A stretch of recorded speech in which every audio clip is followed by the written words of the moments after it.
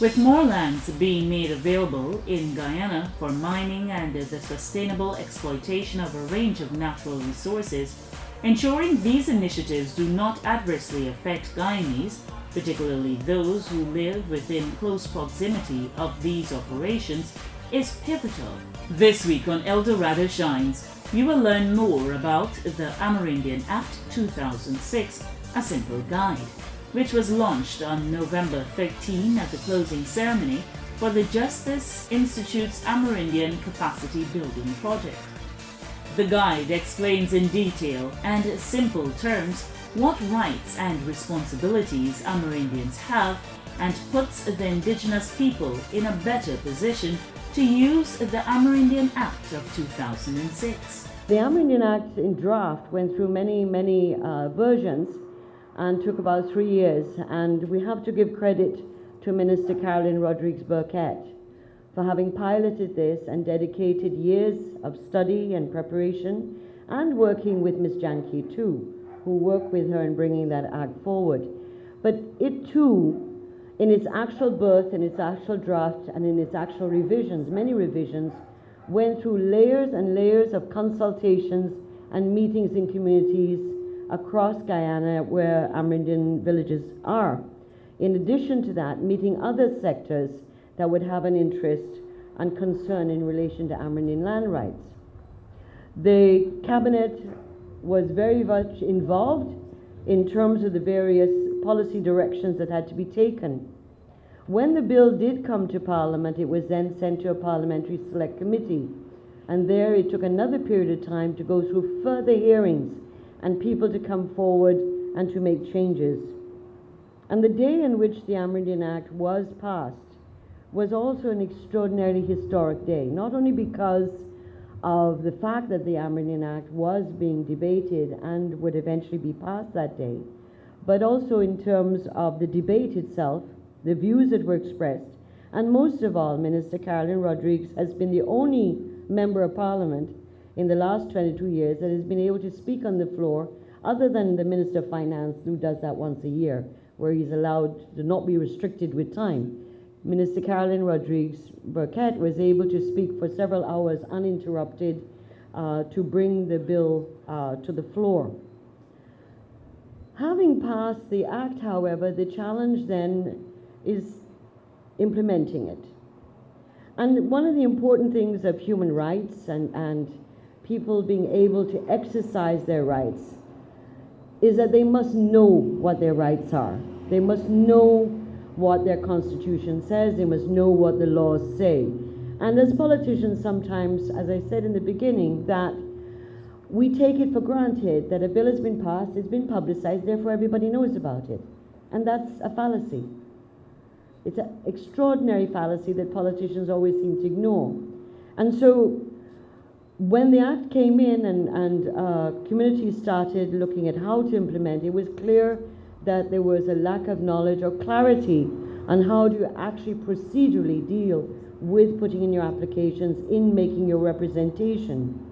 And I believe that this project is extremely important. It was extremely important for the communities to know the law, the Amerindian Act, to be able to know how and what was required of them if they were applying for land rights, but not only land rights, because the Amerindian Act deals with governance issues of how to be able to govern and to administer the land that has been included in your territory as a title, and the responsibility that that comes with. And therefore, the Amerindian Act to me is not just about, for me, the pride of a Guyanese and a Guyanese woman to be able to say we have a law that is far in advance of many countries, but I'm also proud that the Act itself further democratizes our society and further allows for communities to have greater say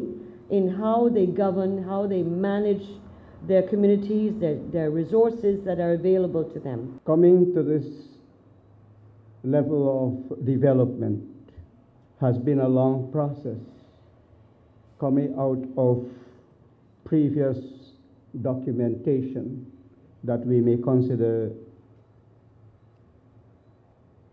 the people's power, limited though they were at that time.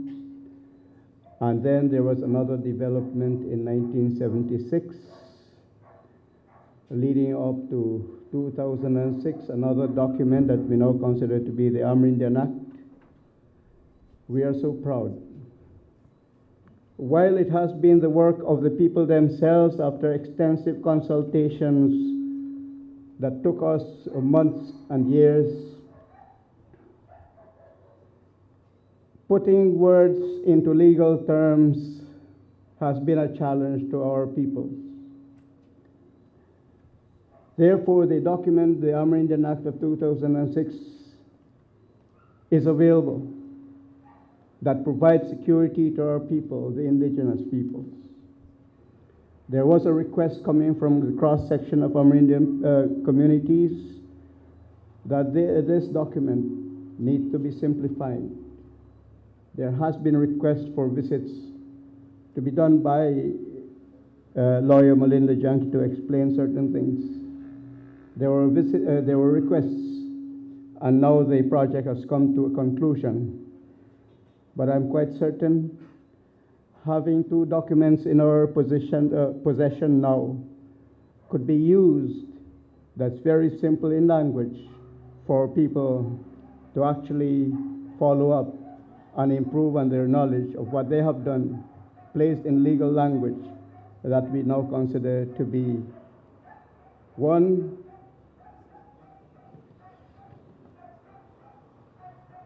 the Amerindian Act of 2006, a simple guide.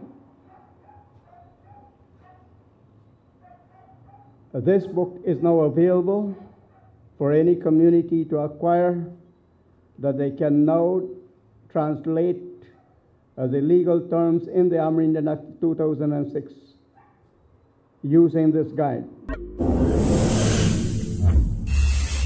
The government of Guyana has set the policy objective of addressing all land titling issues by 2015. For Amerindian villages, where 2/3 of the adult population request this to be done based on the principles of free, prior, and informed consent.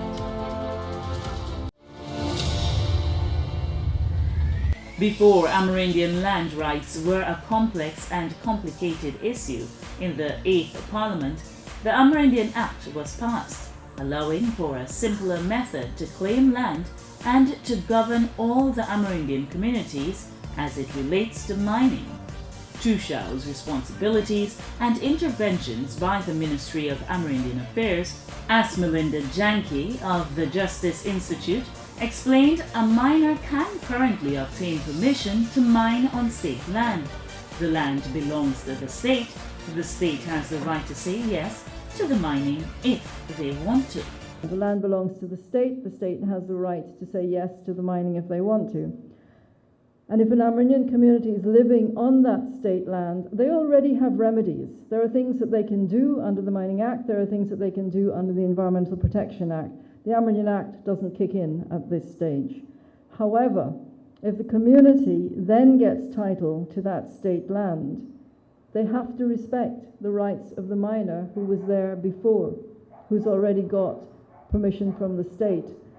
The Amerindian Act does not allow the state to take away private property rights. The Amerindian Act does not allow Amerindian communities to take away property rights that already exist. So the solution is basically Amerindian communities have got to claim their land. They can't wait until someone else has acquired rights and then apply for it. That way lies conflict. And this has partly come out of an idea that the traditional lands means we don't have to claim anything. Not true. Of course you have to claim it. How else do people know that it's yours? So right now, looking to the future, communities don't have mining companies, they don't have business plans, they don't have skilled, qualified mining personnel. They have the power to negotiate. Amerindian communities have a veto over mining in their lands. So this is a golden, sometimes literally, opportunity to move to the next stage, to develop commercial mining partnerships, to stop thinking, oh, what are our human rights? And to say, we won that fight. We've got our land rights. We have internal self-determination. What next? Now is the time to move to the stage of saying, right, we're responsible landowners. The same goes for forestry, same goes for tourism. Amerindian communities control everything that happens on their lands. And those companies who do business well are going to have a competitive advantage over those companies who don't. So really the Amerindian Act marks a transition for Amerindians from being marginalized to having significant wealth. It was noted that the Amerindians are the second largest landowners in the country, with the state being the largest. Leaseholders had the third largest portion of land and private property owners the least. The largest landowner in Guyana is the state.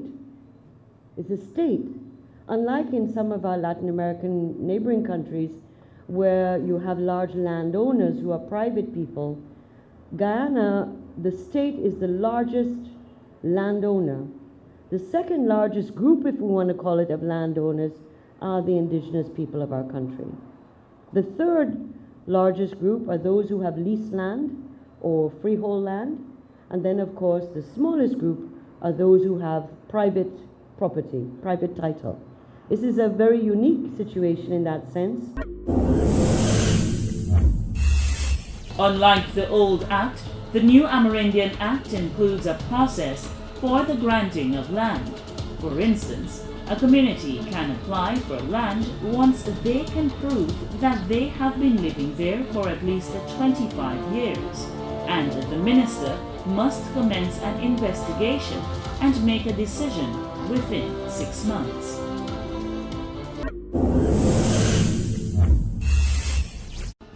The NLUP is not prescriptive in that it does not aim to zone areas of the country for particular land uses. Rather, it aims to suggest a number of options for particular areas that can then guide decision makers and attract inward investment. The project, entitled Empowerment and Capacity Building of Amerindian Communities, Village Councils and Tushaus, was implemented by the Justice Institute and funded by the European Union to the sum of $38 million. The Amerindian Act isn't just about rights, it's also about sustainability and responsibility.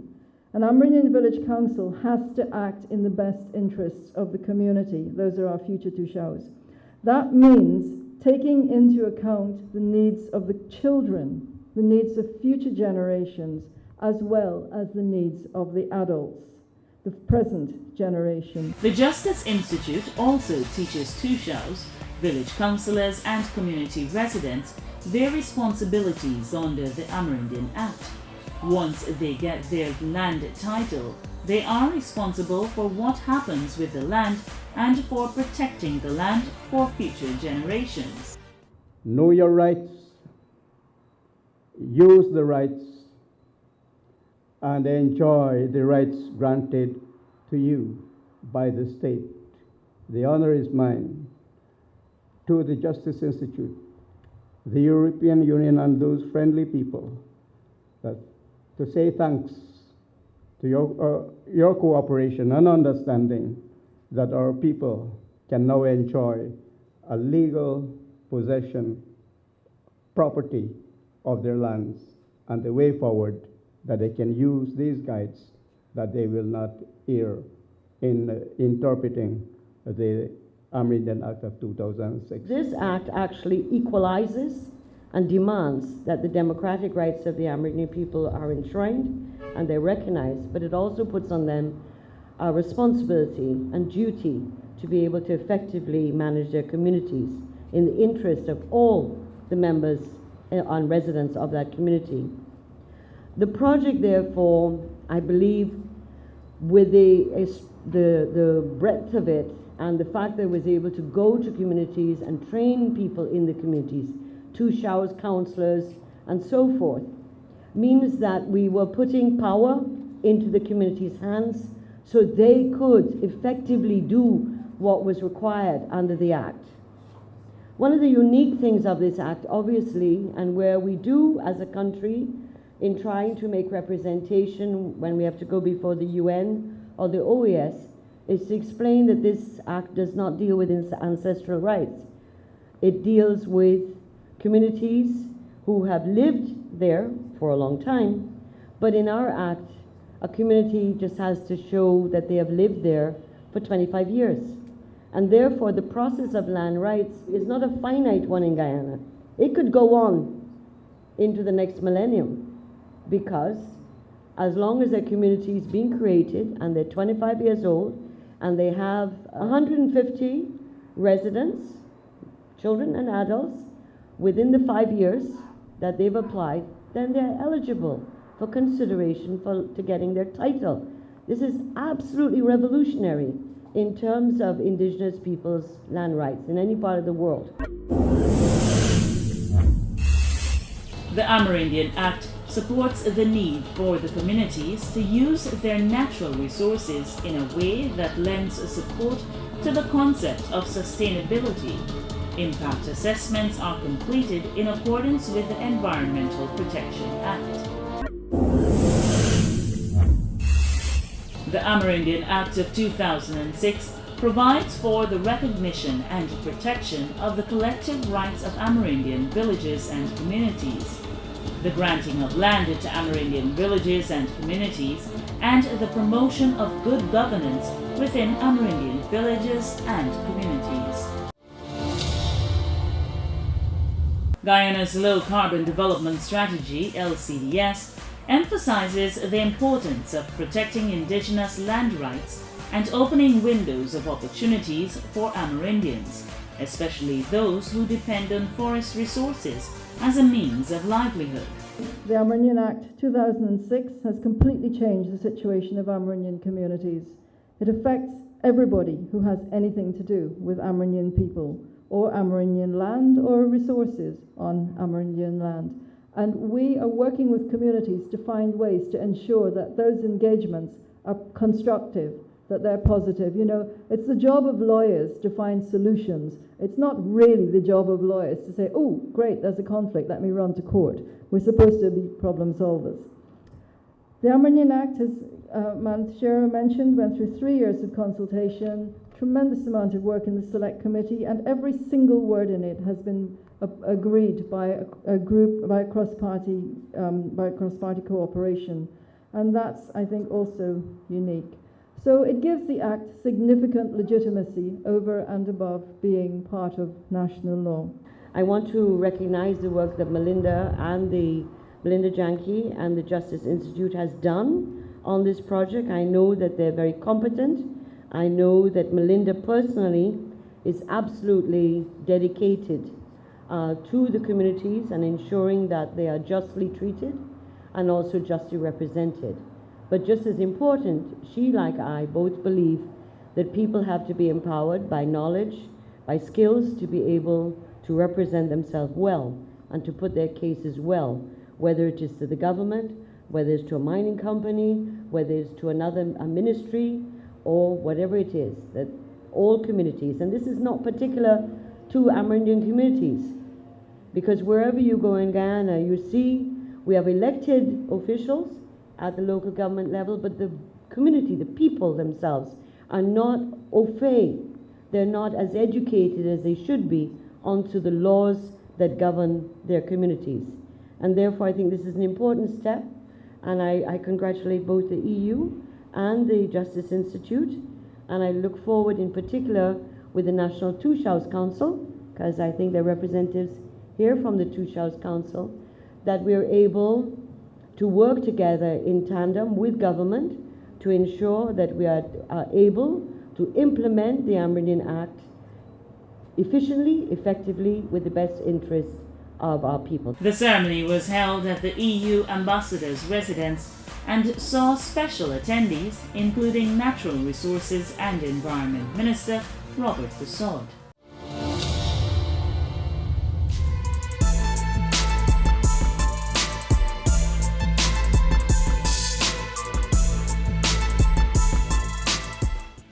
Guyana, a country of 215,000 square kilometers, has been a major player in the development of an international REDD+ mechanism, While exploitation of the country's natural resources is pivotal to the growth of its economy, much attention is placed on sustainable development as envisioned in the low-carbon development strategy. With a fast-growing extractive industry, particularly in the area of mining, authorities are examining ways in which even more lands can be made available for mineral production. We will take a look at some of the systems in place to monitor the growing activities in the mining sector and how they ultimately serve to ensure that the environment is protected. Playing a major role in this regard are the Guyana Forestry Commission and the Guyana Geology and Mines Commission. The GFC is one of the key agencies involved in land use and land management in Guyana, specifically with regards to forestry and forest management. In executing this mandate, we work closely under the umbrella of the Ministry of Natural Resources. And in doing so, we have a very close working relationship with other sister agencies, including the Guyana Geology and Mines Commission. So in doing so, our role is one that is quite imperative, not only as a collaborator in the process, but with our own specific mandate. We also have a responsibility to ensure that the areas of our work are best executed in a manner that reflects existing demands as well as new and upcoming demands, not only in terms of monitoring, but in terms of being more proactive in informing policy. The Environmental Division is a unit that has been mandated to look at environmental issues in the mining industry. From the concept of the Mining Act and Regulation 2089 and 205, the regulation that deals with the environmental issues. And we looked at many things like turbidity, the whole aspect of turbidity management, water pollution. We looked at reclamation. We tried to look at also things like, basically in terms of land reclamation, as I mentioned, and the whole aspect of how you use the Act for compliance purposes. The Guyana Forestry Commission has been designated as the agency responsible for the implementation of key technical aspects of RED+, including the development of the National Monitoring, Reporting and Verification System. One of the newer areas of our work, which started about 3 years ago, is in assessing forest cover change and land use as stimulated by land use such as mining, infrastructure, forestry.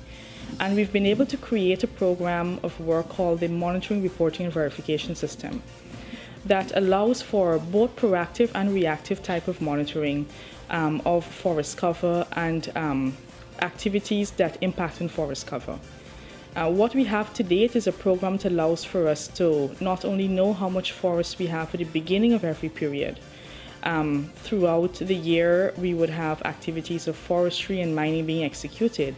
And at the end of every year, we would know how much forest we have remaining. The monitoring, reporting, and verification system plays an integral role in helping the Commission determine the real impact of mining and other activities on the environment. That is a very powerful tool because it allows for us to know exactly what the impacts are of the activities that are being executed over every annual period. And in doing so, we are able to not only know what is happening and the specific geographic area in which that activity has been causing an impact, but also the extent of that impact. And this allows for us to be able to inform policy and inform strategies that can allow for better monitoring, improved monitoring programs, and a more proactive way in executing the mandate of the natural resources agencies. You have to remove trees before you can get them to the subsurface. You have to remove overburden and before you can actually get the pay dirt or the minerals. You have to use a lot of water to get those things into a slurry form before you can get it through your sluice box. In all of those endeavors, you will find that there is some levels of pollution. So if they're not properly controlled, for example, in terms of the mining itself, to getting it into the slurry form, to pass through the sluice box and then to discharge, and it goes directly into the waterway, then it's a problem. The first thing you will see when you fly over in the hinterland, look down, you find a discoloration of water. You don't want that. So terrain management is an integral part for all operations that is involved in mining. This comprehensive monitoring system being used by the GFC is fully capable of capturing all types of extractive activities being carried out in the country's forest. For any kind of program that is being executed, whether it is issuing new areas for utilization or expanding utilization in existing areas, contracting use in some areas, maybe shifting to new areas, whatever the kind of land use or land management activity that is being executed, our program of work under the MRV covers that in full. One of the greatest advantages of this program is that it allows for us to monitor the entire Guyana. So it is not selective for only existing areas which are issued for mining or for forestry activities, but for the entire Guyana. So when there are issuance of new areas or expanding of existing areas, all of this is covered within the MRV. Check us out on the internet for this and every episode of Eldorado Shines. Just go to YouTube, search for Eldorado Shines and start watching. Or like us on Facebook and receive instant updates. You've been watching Eldorado Shines. Do join us again next week for another program. Until then, do remember that we all have a role to play in protecting the environment.